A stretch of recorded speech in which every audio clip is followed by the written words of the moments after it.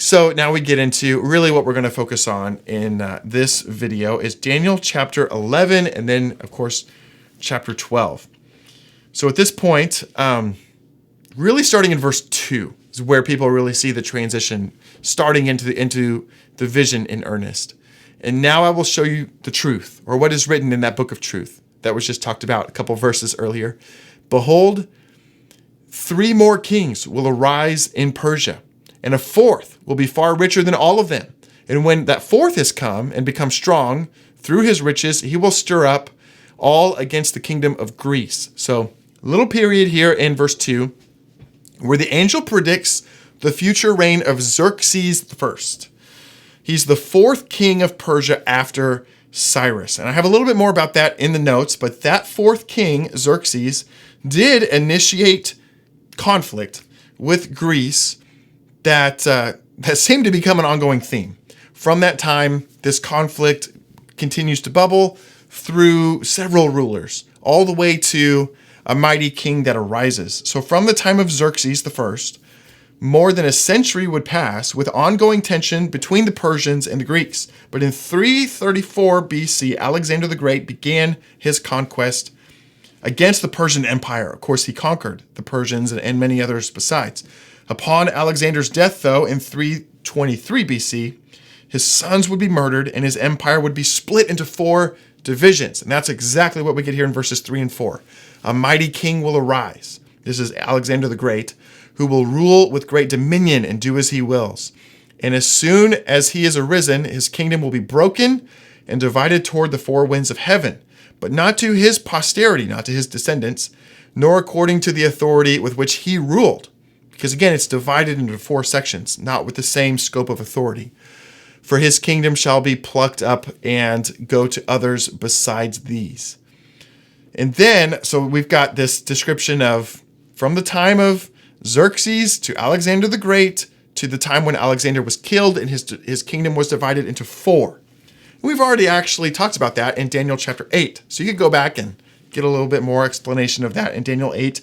Daniel would have had some familiarity with this. Again, although this is more than a decade later after Daniel 8. But anyway, this is somewhat familiar to Daniel. Now, from verses 5 through 20, the angel outlines a historical sequence of events between the Ptolemaic and Seleucid kingdoms that will lead to the rise of Antiochus Epiphanes. So I do give a brief overview of what all of these verses are referring to in a special appendix that's included in the notes for the sake of time, because this is all related to history between Alexander the Great and Antiochus Epiphanes. I'm just going to skip ahead in the video. We're going to skip through it. If you want to know, well, who is this and who is that and who did this and who did that, all of that is in the notes, in the appendix at the back for Daniel chapter 11. So you can have that. Let's just get on with it to verse 20. I'll just mention here in verse 20, I can even pull this up in the appendix. We get all the way through Antiochus the first and the second and the third, and Seleucid, the this, the that, the next, and all these Ptolemies. And really what we have are these conflicts between Egypt, which would be the Ptolemaic area of northeast Africa, and that included Israel and some of those areas. And then you had the Seleucids, who were to the north, which included Syria, Babylonia, Media, some parts of Asia, so northern territories. You had these southern and northern territories on either side of Israel that were fighting each other. Not particularly just for Israel, for dominance over Israel in particular, but just for dominance against each other. Now, eventually comes to a point where there's somewhat of a truce. So here in verse 20, Seleucus the fourth essentially commissions a tax collector to acquire funds to pay the Romans who had previously defeated them. But he's poisoned. Within a few days, he will be broken, neither in anger nor in battle. No, instead, through subversion. He's poisoned, and his poisoning is suspected to have been commissioned by Antiochus Epiphanes. Now, Antiochus was not in line to rule the throne. Actually, Seleucus IV had a son who would have succeeded him, but instead Antiochus took the opportunity to poison Seleucus and claim authority for himself through subversion and through bribery, through bribing key figures who he would bribe for their support in his ascent. So that's what we get into now in verse 21. In his place will arise a contemptible person, to Antiochus Epiphanes, to whom royal majesty has not been given. He's not in the lineage to inherit the kingdom of the Seleucids. He will come in without warning and obtain the kingdom by flatteries. He bribed key figures for their support in his ascent and his kind of coup against Seleucus IV. So the angel is describing this rise and reign and aggression of Antiochus Epiphanes in these coming verses, who ruled the Seleucid kingdom from 175 to 163 when he died BC. Gabriel previously instructed Daniel to interpret the actions of Antiochus Epiphanes as an intentional historical foreshadowing of the final little horn that precedes the Messiah's second appearing. Antiochus Epiphanes is intended to be interpreted as a foreshadowing of the Antichrist. So as this angel, who some commentators suggest the angel in Daniel 10, 11, and 12 is also Gabriel, although he's not named, but whether he is or not, the angel is still sharing details about Antiochus Epiphanes with the intention that we understand that this is a foreshadowing, maybe not exactly line for line, but as a type, as a shadow, as an archetype of the behaviors and attitudes, the actions of the Antichrist at the end of the age. Now, some of the figures might be different because, of course, Antiochus Epiphanes was not the Antichrist. That's going to be a different person. And there will be different nations and different rulers of those nations at the time of the Antichrist. But there is some correlation, there is some overlap, and we're meant to understand this as relating in part or in kind to the Antichrist as well. So as we read this, you could read that even the Antichrist himself will rise without warning. He rises through subversion, which we read about in Daniel chapter 7. He takes authority that's not necessarily destined for him through subversion and through flatteries. That's true of both the Antichrist and Antiochus Epiphanes. So we don't have to have a rigid view of this is only historical or this is only future. At this point, he's describing both. The interim fulfillment of Antiochus Epiphanes as an example of what the Antichrist will later do at the end of the age. So I hope you read that within the limits of the angel is not claiming that the Seleucids are going to reemerge in some literal sense at the end of the age, though there may be kind of a spiritual successor to the kingdom of the Seleucids. Maybe. We don't know for sure. But anyway, we're getting it kind of as a partial fulfillment in history of what will come to fullness at the end of the age, you see. So armies will be utterly swept away before him, and there's more kind of descriptions of the activities of Antiochus Epiphanes, again, alluding to a future fulfillment by the Antichrist. And I'm just walk through a couple of those. Antiochus Epiphanes repelled an attack from Ptolemy VI and captured him in 169 BC. Ptolemy VI entered into a treaty with Antiochus to regain control of Egypt. Antiochus continued to rise in notoriety despite his small beginnings.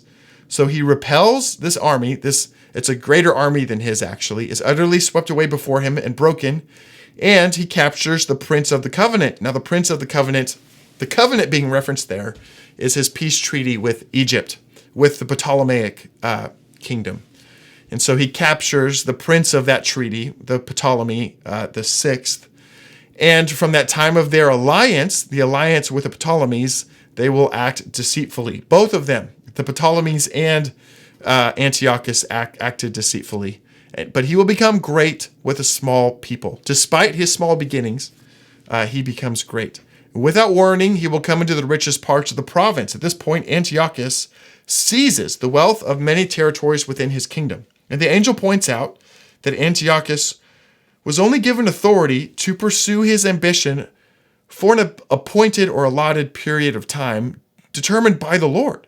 He will do what neither his fathers or his fathers' fathers have done, scattering among them plunder, spoil, and good. He will devise plans against strongholds, but only for a time. There's a limited window of time that he's given to exercise this authority. We've heard that characterized actually of the Antichrist, that the Antichrist operates on borrowed time and borrowed authority only so long as the Lord allows. Then in verses 25 and a few onward, the angel seems to really elaborate on that Egyptian attack repelled by Antiochus in 169 BC. Ptolemy VI attacked with a larger force, but he faced divisions and betrayal in his ranks. Ptolemy VI and Antiochus then forged a deceptive alliance to regain control of Egypt from Ptolemy VII, which was this betraying younger brother. And on his return from Egypt, it seems like Antiochus recognized some misbehavior, maybe some disloyalty among the Jews in Israel that caught his attention. So here we go. He stirs up his heart against the king of the south, because the king of the south attacks in 169 with a great army. The king of the south will wage war with an exceedingly great army and a great and mighty army, but he will not stand, for plots will be devised against him. That's Ptolemy VI. Even those who eat his food shall break him. His army will be swept away, which was like his brother. Even his brother kind of usurped him in the end. His army shall be swept away, and many shall fall down and be slain. And of course, Ptolemy VI was captured. And as for the two kings, Ptolemy VI and Antiochus Epiphanes, their hearts will be bent on doing evil. They will speak lies even at the same table, but to no avail, for the end is yet to be at an appointed time. So at this point, whatever they're plotting and whatever ambition they have in their hearts, well, the angel is clarifying that this is still not the 70th week. We're still not yet getting to the 70th week just yet. We're still just foreshadowing. And we're talking about yet a time that we're foreshadowing a time that we're going to get to in some later verses. And he shall return to his land with great wealth. This is Antiochus, returns to his land, having defeated Egypt with great wealth, but his heart will become set against the Holy Covenant. Seems like his attention is drawn to Israel for some reason. And it seems to be that there are the bubblings of a revolt, the bubblings of a resistance in Israel who are thinking they might break free of Antiochus's grasp. And so his heart gets set against the people of the covenant, and he shall work his will and return to his own land. So he's in his territory, in the Seleucid territory. At the appointed time, he shall return and come into the south, but it will not be like it was before. For this time, Antiochus decides he's going to go ahead and attack the Ptolemies again. Now, at this point, Ptolemy VI and Ptolemy VII had worked out their differences. It's funny because it's like he thinks, I'm going to come up against them. I guess this was 168 BC, so this would have been a year later. Antiochus sets off to betray Ptolemy VI and claim Egypt for himself, but Ptolemy VI and VII have settled their differences, and they decided to rule jointly. Not only that, they requested help from Rome, the growing forces of Rome. And so they send a fleet from Rome to aid the Ptolemies to repel Antiochus. And they're successful. The Egyptians successfully repelled Antiochus's attack, and Antiochus turned his animosity toward the Jewish uprising in Israel. So the Jews recognize a sign of weakness. Sounds like the Jews try to break a little bit free and start to revolt, but Antiochus decides, I've got to deal with this. And he takes all that frustration of his loss to the Egyptians. It seems like he says, we're going to just dig our heels in then in the land of Israel. So that's what's being described here. Ships from Kittim is sort of a prophetic label for ships that come from the west. It's not always from Rome. There's other points where the ships from Kittim have been referenced as coming from Cyprus, coming from areas out westward. And at this point, it's clear historically that those were Roman ships that came up against him. And then, of course, Antiochus was afraid and had to withdraw. And he turned back to be enraged and take action against the people of Israel. Now we get into really the stories of the Maccabees. And Antiochus is terrible persecution and actions against Israel.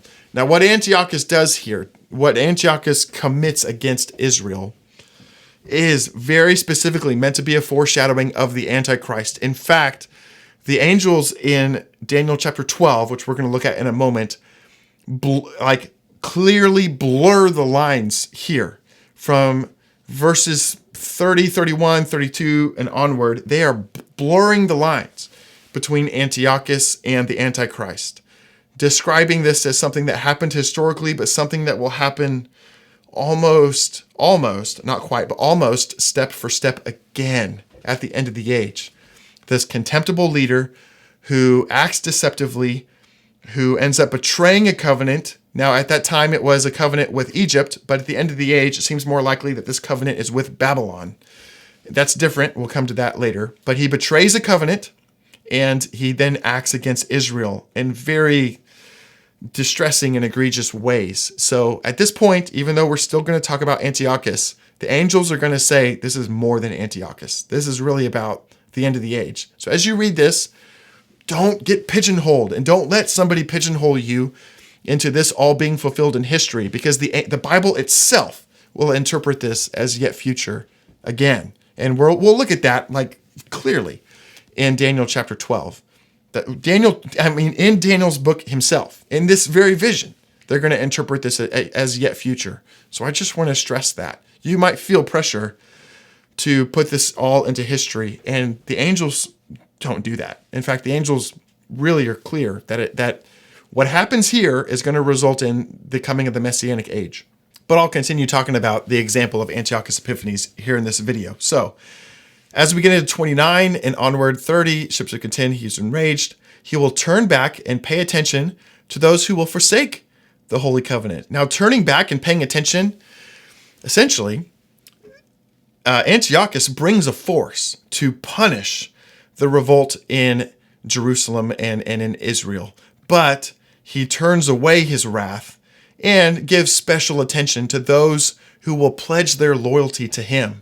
Again, the same way that he took authority when he poisoned Seleucus IV, wasn't it right? He poisons them and then he bribes those surrounding leaders to support his ascent. He does the same thing. He bribes those who would basically apostatize their covenant, who would forsake the covenant of the Lord and pledge their loyalty to the Antichrist or to Antiochus. I mean, both. Forces with him will appear and profane the temple and fortress, and will take away the regular burnt offerings, and they will set up an abomination that makes desolate. Now, for the example of Antiochus, Antiochus did send a force, a priesthood of the Jewish pantheon, and they set up an altar to Zeus, and they banned the regular offerings, the Jewish offerings, in the temple in Jerusalem, replaced them with this altar to Zeus. So that would be the historic example of the abomination of desolation. But remember, we also know that in the Antichrist time, he's got the 7-year peace treaty, and 3.5 years through, he stops the offerings and he sets up his own altar, but it's different. The angels are going to describe his altar as different. It's not an altar to Zeus. It's going to be a different altar that they're going to describe in a few verses down. So again, we have a partial fulfillment in history with Antiochus Epiphanes, but we have a future fulfillment with the Antichrist that's just a little bit different. And that's why you can't just relegate all this to history. Jesus himself references this abomination that makes desolate as something that is still yet future beyond the time of Antiochus as well. So we've got lots of biblical reinforcement for why this can apply to Antiochus, but not be limited to him. So he shall seduce with flattery those who would violate the covenant. Again, he's bribing people who will pledge loyalty, offering rewards to them and all that kind of thing. But the people who know their God will stand firm and take action. Amazing. There's going to be covenant loyalists, those who are faithful, who are going to understand what's going on. Maybe they have some insight from the biblical narrative. They're going to stand firm and they're going to take action. And that word for take action, that Hebrew word, is fascinating. We need to spend more time doing a word study of that otherwise. But literally, it's like they're going to stand firm and they're going to strategize. They're going to be doing stuff. They're going to be making a difference. And the difference that they're going to make, the decisions that they're going to make, and the strategies that they're going to employ are going to make many people understand. It's going to draw the attention of the world, actually. And those who recognize it will be drawn to understanding of God's covenant. And they're actually going to turn many to the covenant and save many from that apostasy. Though for some days they will stumble by the sword and flame, meaning they're going to be killed. The Antiochus had a campaign against any who remained loyal to the covenant, any who were even found carrying the book of the law. They would be put to death. The Antichrist will do the same thing. And by captivity and plunder, and when they stumble, they will receive a little help. Now, that little help, historically, who knows what that might have meant? What was that little help? Just from other covenant loyalists who sheltered them, or they sought help among seeking refuge among Gentile nations, maybe. At the end of the age, it really seems clear that there's actually supernatural aid. There's supernatural preservation that's made available for those who are enduring the tribulation and who are staying loyal to the covenant. So when they receive a little help, there's probably a supernatural element to that as well, as we see interpreted in other prophets for the end of the age. And many shall join themselves with them with flattery. Now that them seems to be the covenant loyalist. So many will join themselves to the covenant loyalist, but with flattery. They don't seem to be genuine, and they might not be genuine, but whether they are meaning to betray them or not, they just are doing it as sort of an empty promise that they don't remain committed. They don't remain faithful. And even among some of the wise, they will stumble, which means they're going to be put to death, so that they might be refined, purified, and made white until the time of the end. So even among those who stumble and fall, those who perish, are going to be refined and purified and made white. They're going to talk about, well, what does that mean? Even among the living, I think there's a process of refinement that could easily be interpreted, that could appropriately be interpreted here. But they're being prepared for the time of the end, which is when the Messiah comes, and an amazing event that happens that we'll talk about in a moment. Remember that. There's this amazing refinement and purification and making of white that will happen when the Messiah comes at the end. We'll look at that in a moment. For it still awaits an appointed time. That appointed time still hasn't come yet. Now, when we get to verses 36 and onward, many scholars agree we can apply these descriptions to Antiochus Epiphanes historically. Although the Bible and the angels do start to overlap, they start to have kind of a dual fulfillment interpretation with the end of the age once we get down here to verses 30 and onward. But in verses 36 and onward, everybody pretty much agrees that we're departing now the example of Antiochus Epiphanes, because what gets described in verses 36 and onward seem to no longer characterize Antiochus. There's no record of Antiochus fulfilling these characteristics that are going to be described here. So other scholars and commentators might still try to spiritualize this or symbolize it into history somewhere. But the rest of the Bible clearly treats this as a description of a literal future figure who will be the Antichrist. It's not going to be some future Caesar or some future, Hitler. Could be a historical fulfillment, a partial interim fulfillment, but that would just be foreshadowing the final 7 years and the Antichrist, the final little horn at the end of the age. So here we go, getting now into the final 7. It's very clear. This is no longer Antiochus Epiphanes. Daniel would be wildly inaccurate if he were claiming that this were Antiochus. And so that's why now we start to interpret this more as pertaining to the end of the age, which later biblical authors do as well. We don't have to feel insecure about that because the Bible itself will interpret it that way. And so we can feel that permission. The Bible gives us that permission to do this. So at this point, the Antichrist, we're talking now, we've transitioned, we're not just blending interpretations now, we're just going to get straight down to it. The Antichrist, he is this king who will do as he wills. He's going to pursue his own selfish ambition with his eyes of a man and his mouth speaking boastful things, like we looked at in Daniel chapter 7. We're really getting parallel here with the Antichrist. He will claim to be worthy of worship above every other god. Antiochus never did that. Antiochus showed up and he set up altars to the Greek pantheon and altars to Zeus. And so he's different. This is somebody who's going to show up and he's going to set up an altar to himself. He's going to set up an abomination of desolation, an altar demanding worship for himself. And he's going to exalt himself even against the Most High. He will speak astonishing things against the God of gods, meaning the Most High. He will prosper till the indignation is accomplished. For what is decreed shall be done. Oh, this is fascinating. Again, he prospers primarily economically and militarily. And so he's allowed to prosper until his indignation is accomplished, only for God's purposes, within a boundary. But when his indignation is complete, what is decreed is going to be done. And it's actually going to be very redemptive in the end when he's defeated and we get all the messianic promises fulfilled, which we're going to talk about in chapter 12. He shall pay no attention to the gods of his forefathers. So he may have a descendancy of, you could say, the Greek pantheon, or you could say it could be Islam, could be whatever it is. But he is not going to pay attention to the gods of his fathers or to the one beloved by women. We don't know exactly what the interpretation of that is. Maybe there'll be better insight we can get on that from another day. But for now, we're moving on. He shall not pay attention to any other god. He will magnify himself above all. Now that's really the key point. He honors the gods of fortress and of gold and silver. And that's where we get this. The closest thing to religion that he has is going to be his obsession with military and economic dominance, the god of fortresses and the god of gold and silver and precious. And he'll honor them, these kind of demonic forces that give him this might. He honors them with precious stones and costly gifts. He has this demonic empowerment that's fueling him and his selfish ambition.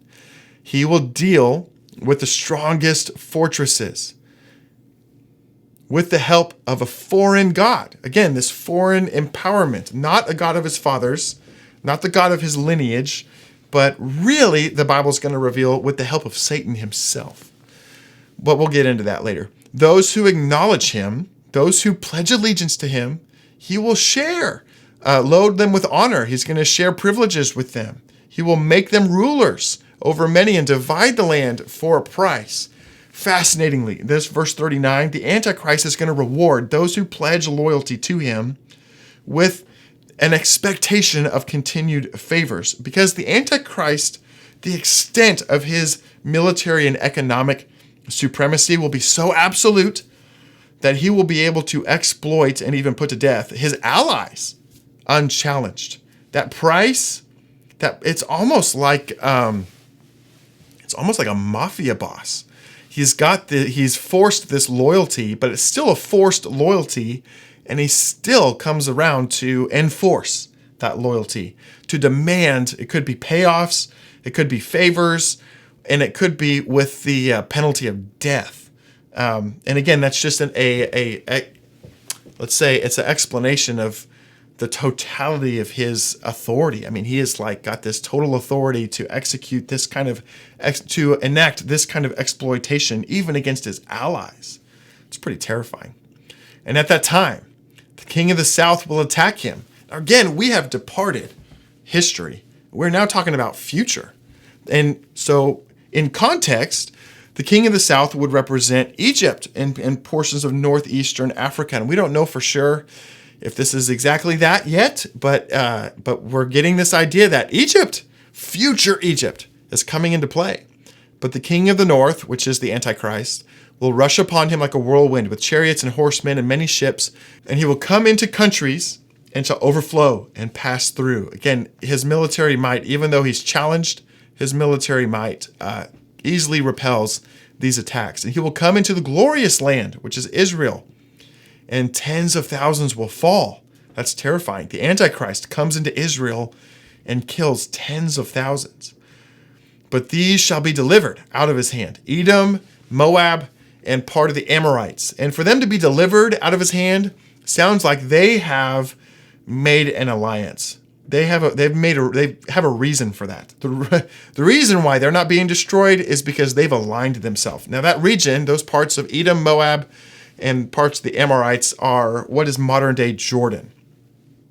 And that seems to be biblically consistent with other prophetic descriptions of other authors. So we would expect Jordan to be aligned with the Antichrist based on the expectations of other parts of the Bible, which we've looked at before, and we can talk about more in the future too. He, the Antichrist, will stretch out his hand against the countries and the land of Egypt. So it literally, we're talking about Egypt. Egypt, if that is the king of the south, Egypt will not escape. Now, we've heard that before. Where have we heard that before? Oh, Isaiah 19. In Isaiah 19, Isaiah says, "The Lord will give over the Egyptians into the hand of a hard master. A fierce king will rule over them, declares the Lord God of hosts. And there will be nothing for Egypt that head or tail, palm branch or reed may do." All of Egypt's possible solutions will fail, and Egypt suffers a total leadership collapse, similar to Israel, and they rely on only one possible solution, and it's going to be the defeat of the Antichrist by the Messiah. That's what Isaiah 19 goes on to describe. Woohoo! So we got Isaiah 19 coming into view here. All right, he, the Antichrist, shall become ruler of the treasures of gold and silver. Remember, Isaiah 10, he seizes the treasures of the nations for himself, which he seizes from Babylon, and all the precious things of Egypt. The Libyans and the Cushites, again, areas of northern and northeastern Africa, will follow in his train, meaning they're going to be captured by him. But news from the east and from the north will alarm him. Interestingly, the angel doesn't give us a lot of information about the nature of this alarming news. Maybe later prophets will, but at this point, mysterious news alarms the Antichrist, but the Antichrist responds with military force, which gives us the implication that there was a military threat from the east and from the north. Who knows exactly who they are just yet? We don't know. We can't say at this point. The Bible hasn't told us up to this point, although it might in some later chapters we look at. We'll come back to it if it does. And he shall pitch his palatial tents. He sets up a headquarters between the Mediterranean Sea and between the Holy Mountain, which is Jerusalem. So somewhere, if you look at a map of Israel and trace the area between Jerusalem and the Mediterranean Sea, somewhere in there, the Antichrist sets up a headquarters. Antiochus never did such a thing. And so this is still a yet future. This has never been fulfilled in history yet. And so we're looking for, where could that possibly be? We don't know exactly. Could it be even Tel Aviv? Would that technically qualify? I don't know. It might be a little further south than Tel Aviv. Who knows specifically? But we can speculate. But we can anticipate that the Antichrist is going to set up for himself a headquarters. It might not be his main headquarters. Could be. But a headquarters at least between the Mediterranean Sea and Jerusalem and the land of Israel. Yet he shall come to an end with none to help him. Even though he accomplishes all of that, the Antichrist, again, his authority and his time is limited and his end is sure. And that's what we're going to get into in Daniel chapter 12. So we'll pause. Daniel 12 is a continuation, a seamless continuation. But we're going to get into it, and we're going to split it up into a second video.